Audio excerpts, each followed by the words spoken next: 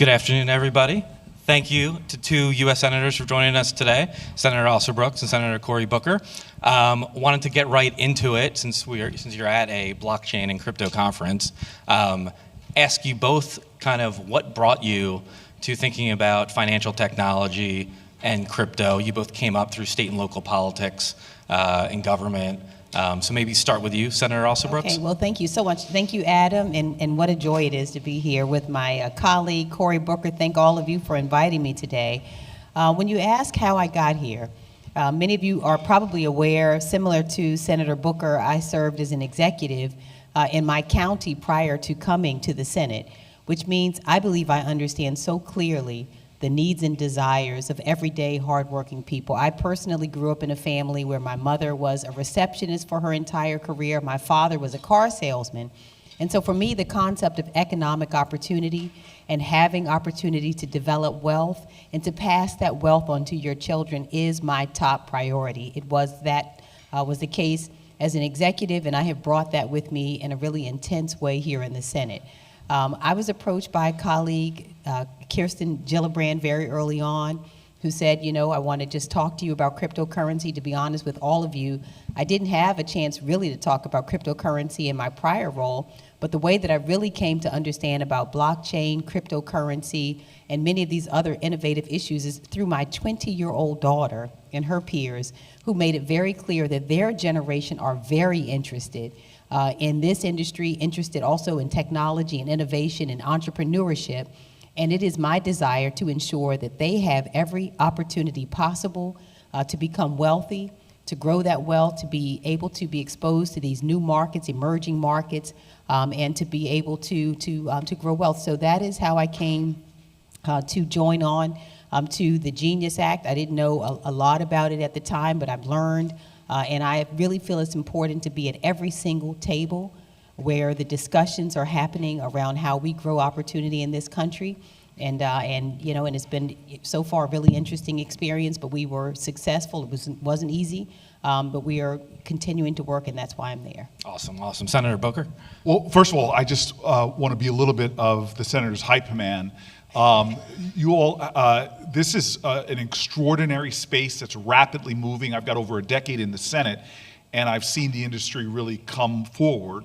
The great thing about Senator Alsobrooks, for me, when she says I'm at every table, she's actually leading at the tables that are really, really vital. And somebody who's been able to take her own personal experiences, master a subject matter, and help to advance the ball to what she and I both want. We share this desire not to make this a partisan issue, but have really get bills through the Senate that can get a big, big group of senators on board, as we are only at the foothills of a new industry. Now, to me, I think I might be one of the only senators that lives in a census tract that's below the poverty line. It's a black and brown community, and I have watched now for decades disadvantaged communities be screwed by the financial world.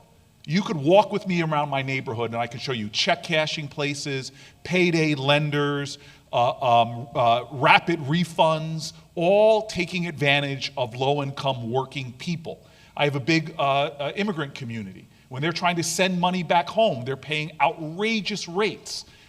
My father, who grew up poor in the South, he would get mad at me right now and say, don't tell those people I was poor. Tell them the truth. I was just P.O. I couldn't afford the other two letters. He used to come to my community and say the poor always pay more. Yeah. And so what has always excited me about technology and the waves of technology up to this point, which we're at the moments of revolutions for humanity, is that technology has always offered, never always delivered, but always offered a democratizing force. And we are now more and more seeing a nation in which working people, more than 50% of Americans now, live in a constant state of economic anxiety and worry because the economy is not working for them. And so this space for Angela and I, Senator Alsobrooks and I, this should have surprised you, but hopefully it's being normalized now. You literally just had Horsford, Alsobrooks, and myself come up. The thing that should have been surprising, because 15 years ago you never would have seen, is 3 black people in positions where there used to not be black people who've all decided. We had an impromptu meeting of the Senate Black Caucus yesterday at a crypto meeting The four Democratic black senators pulled off to the side to talk about another issue, but we were all present because the banking industry in so many ways, and the CRA regulation was a result of that, has been screwing African Americans in general as well.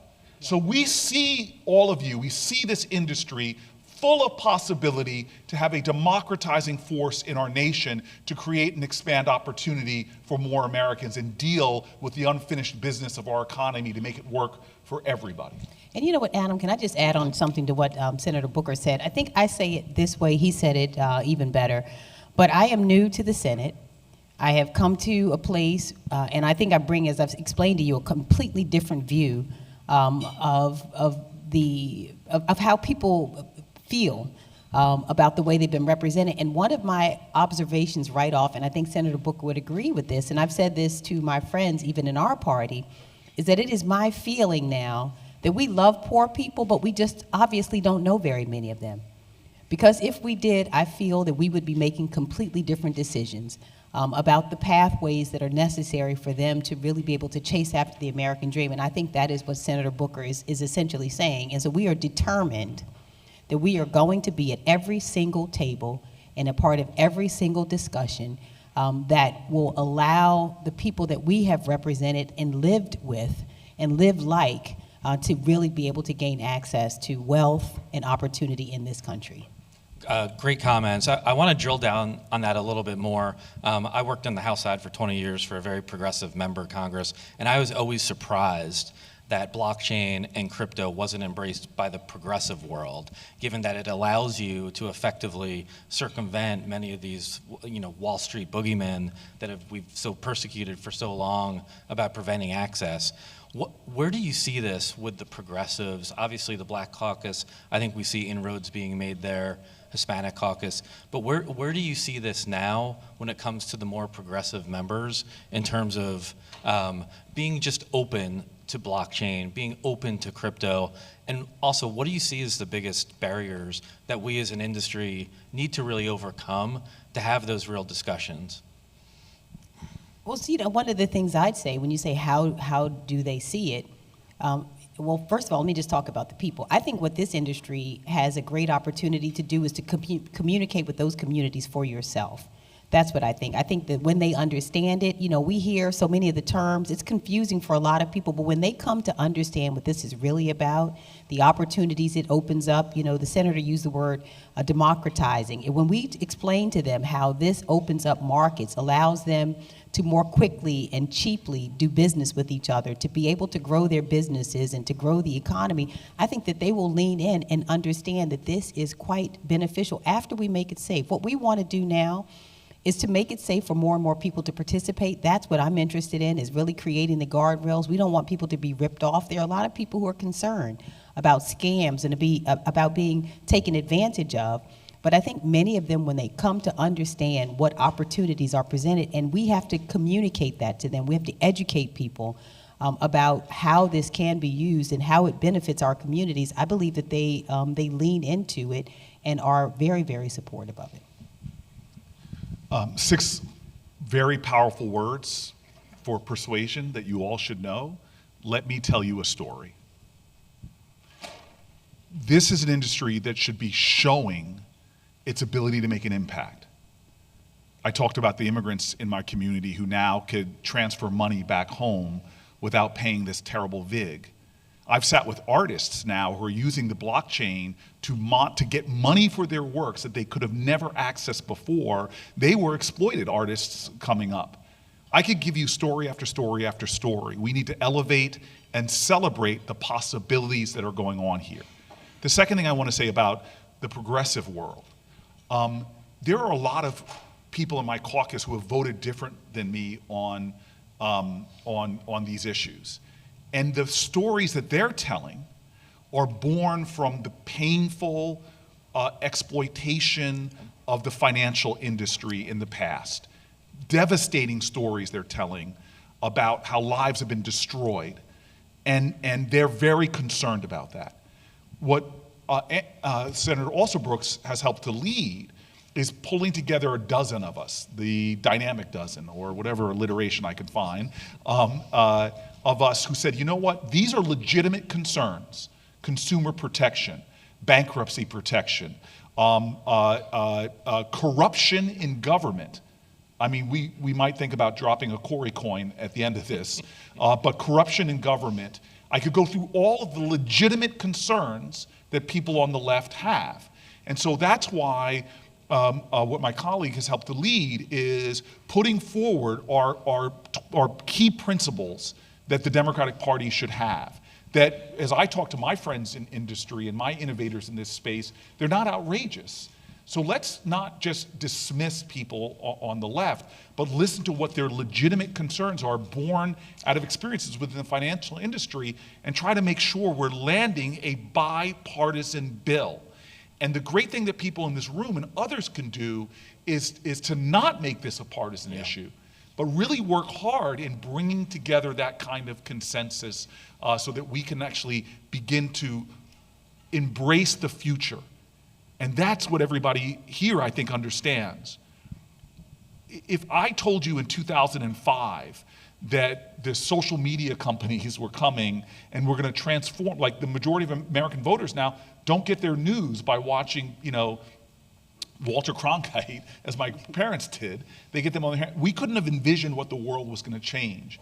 That's where we are right now. We're in the foothills of a future we don't even fully understand. And there are innovators, some of whom are in this room, who are beginning to make a space for we can't regulate in a way that's going to choke out possibilities that we can't even foresee.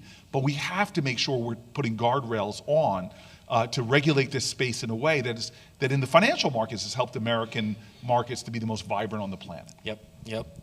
That's a great perspective. I'm watching the clock, and with 10 minutes to go, I figured this is a good time to turn to market structure. Wow, that's the sexiest topic I've ever talked about, market structure. I know, having you two That's here. how I got married. On my first date with Alexis, I was like, let's talk about market structure. Yep.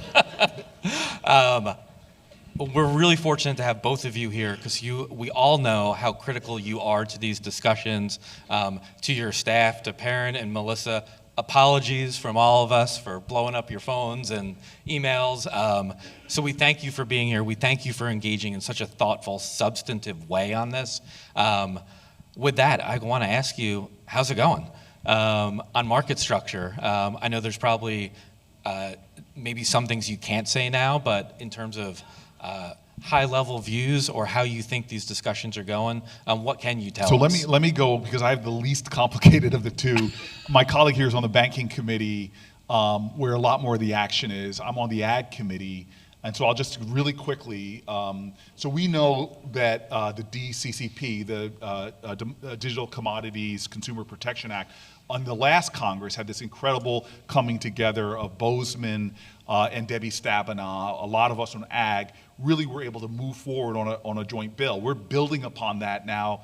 That thank you, Senator Klobuchar, for sort of putting me as the chief negotiator with a really just talk about kindness of a good partner on the Republican side, Bozeman. And we came out with a set of principles, a discussion topic that is, I think, really good and has gotten already a lot of good feedback. There's a lot of agreement on it, and then a lot of, we call them the bracketed sections, which need more work. So this is a space that given the commodity, the commodity sort of nature of some digital currencies, that we have a space to really work on. I sat in a meeting yesterday, as I already discussed, which Senator Alsobrooks helped to lead, which is your committee's jurisdiction, where I think there's a lot more challenges in trying to find a way to land it, but a lot of intentionality behind it that I think could keep the Democrats, our core of a dozen, together and eventually help to land this. So, well, first of all, I want to start where you did. So to say to our teams, Perrin on our team, Elizabeth's here, they have worked so hard. Weekends, holidays. I mean, Perrin is a bad man. Let me tell you, he's amazing. He's done such an incredible job. I've been so lucky to have him there. And he, by the way, he really loves this area, I have to say. He's been really pivotal. Just want to tell you a quick funny story going back, and then I'll come to market structure. As I mentioned, This is the first time I've worked on these issues, but I decided I'm going to be at this table. I'm going to be leading no matter what. And it has been a wild ride. We sat across from each other at the negotiating table back in Genius. I was a little shocked to see people snatching pages out of books and kind of the anger that flares up at the table, but we never got up from the table. And that was important to me, is no matter kind of how heated it got, and it was pretty hot at times, a little heated, we stayed there until we got it done. And we are back at the market structure table. In fact, I left there to come here. We met just about an hour and a half in Senator Scott's, in Chairman Scott's office, and we are there at the table again, working really, really hard on this. And like Senator Booker, I have great respect. Gillibrand Lummis I've found to be a really amazing partner in this work. And we have leaned in from our side.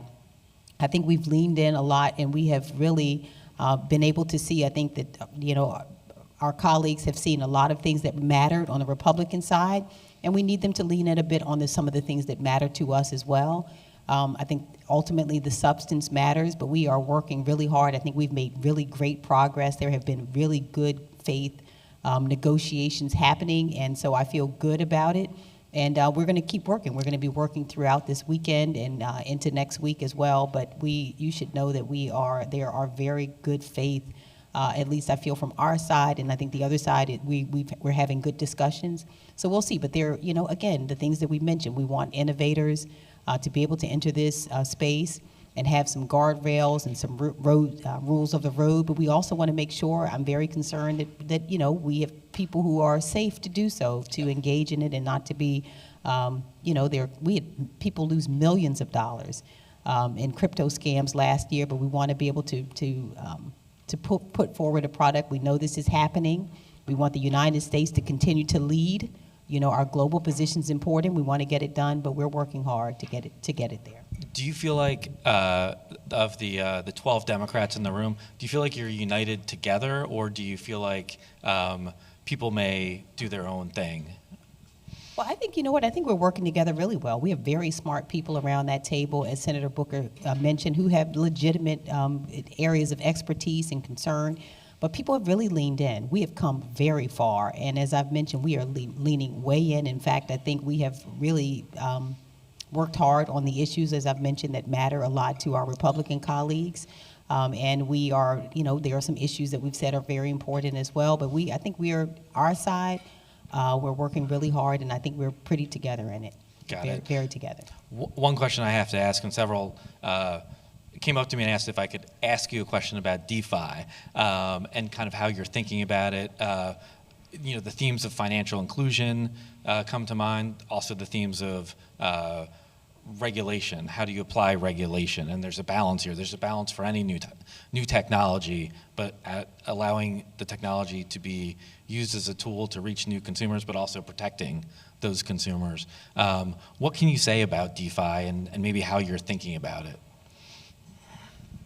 Well, I don't know that I will hear, elaborate so much as you've said, though. We want to make sure that it is safe and fair, is what I'll say about it. And we have people at the table who are leaning more on that issue. My issue has been consumer protection. Has been one of the issues that I've been really dogmatic about. I've been working also to make sure we're protecting community banks and some other things. But yeah, I don't know that I go way into DeFi here. You, anything on DeFi? Yeah, I mean, look, first of all, I love the days about 10 years ago or so where DeFi was what we called the senior senator from California. Oh, that was DeFi. I got to get some dad jokes in. Thank you very much. Thank you very much. I'm here all week. Yes. Look, what we share a commitment to is this space of innovators. People who are writing extraordinary code that has the potential to transform my frustrations with our capitalist system right now, where I think we're moving away from capitalism by these large centralized banks that have so much power, so much control.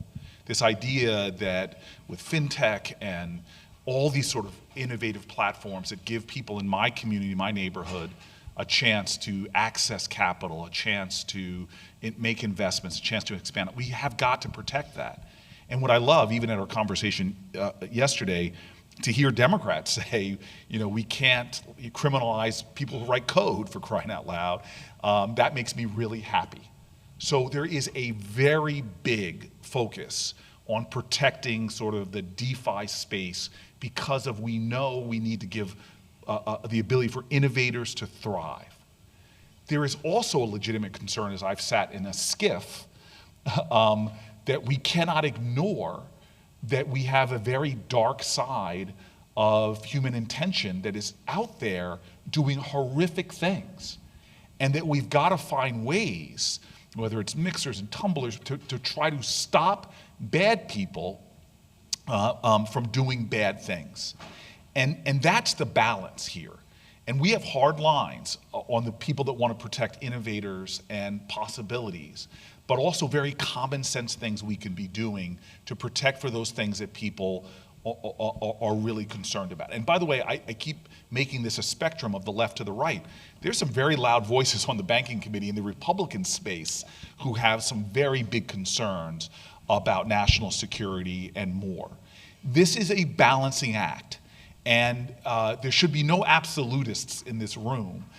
There should be people that are trying to be very pragmatic in how do we seize the opportunities and do something to empower us to stop some of the darker, more dangerous things to humanity that I think are indeed legitimate concerns of some of my colleagues on both sides of the aisle. Yep, great perspective. I know we're winding down on time. I'm not going to ask you for a prediction. Don't want to put you guys on the on that, but I do want to. I've been involved with very few experiences like this, where there's been so many people involved in negotiations, but also so much promise. So I just want to tell you, I think the two of us are bullish that this is going to get done and landed right. That's awesome. I just want to preempt that, but go ahead with your third. What I was going to ask is, you've been in the Senate for a long time. You're newer to it. How often, I wanted to end on this note, which I think is a real positive note. How often have you seen things like this happen? Long, protracted, bipartisan negotiations in the Senate amongst Democrats and Republicans. I think Cory can probably answer. I just got there, so I don't know that I've seen it, but it has been a really positive experience. This is why we're here, to tackle some of the most challenging issues of our time. One that I believe this issue is exciting because it will live beyond so many of us.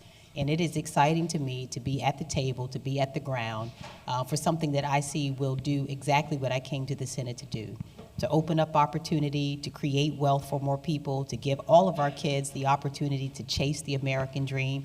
That's why I'm here, doing it with people that don't necessarily see every issue the same way I do. So what? My daughter said to me when I came in, this is great for you to go to a place where people don't always see every issue the way you do.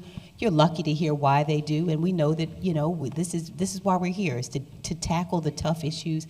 And this one is one where I have certainly seen it working in a way that I hope the American public expects. We're sitting across from each other.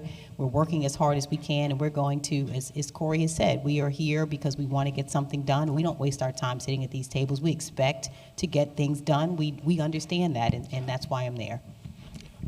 So I look around this room, and we are all our ancestors' wildest dreams. And there are people here that are Asian American, Indian American, Latinos, black folks, Europeans. One thing we have in common is we're all Americans.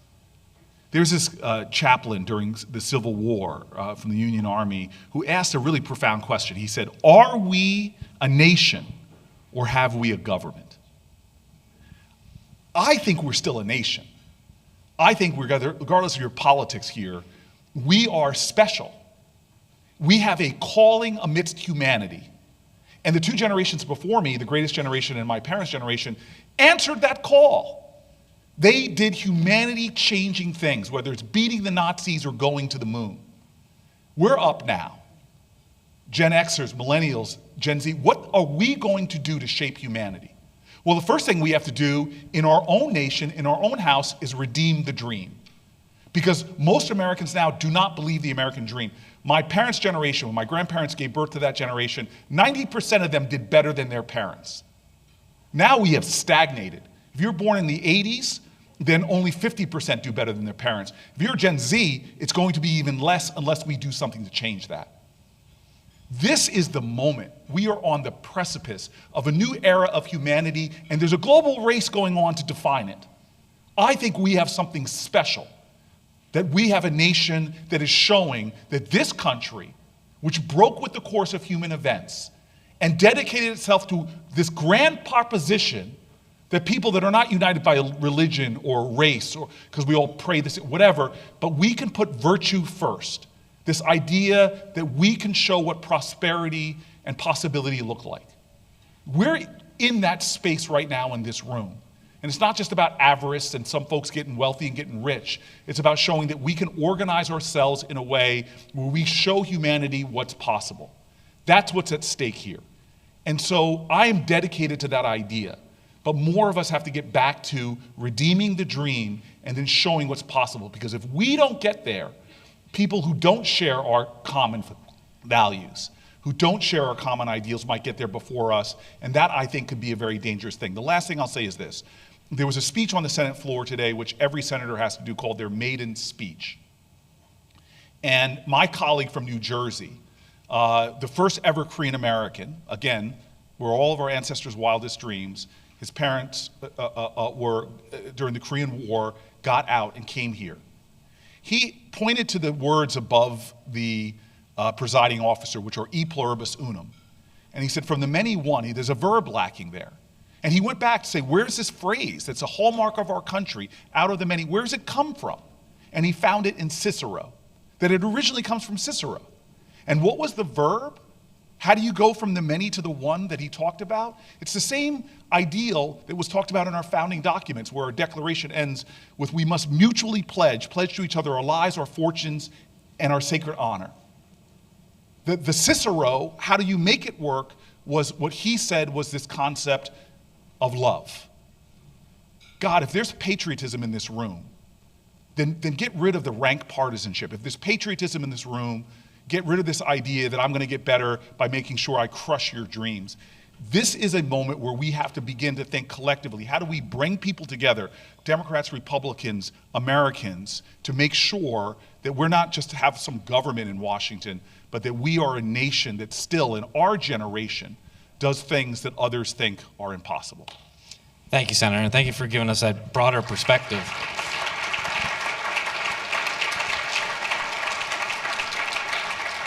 Well done, well done. I really want to thank you both, as a Democrat myself, for both of you being here, taking your time and leading on issues so important to all of us. So I think on behalf of everyone here, thank you a ton for being here. Thank you for everything you're doing. Thank you for your wonderful staff. And that's all we got.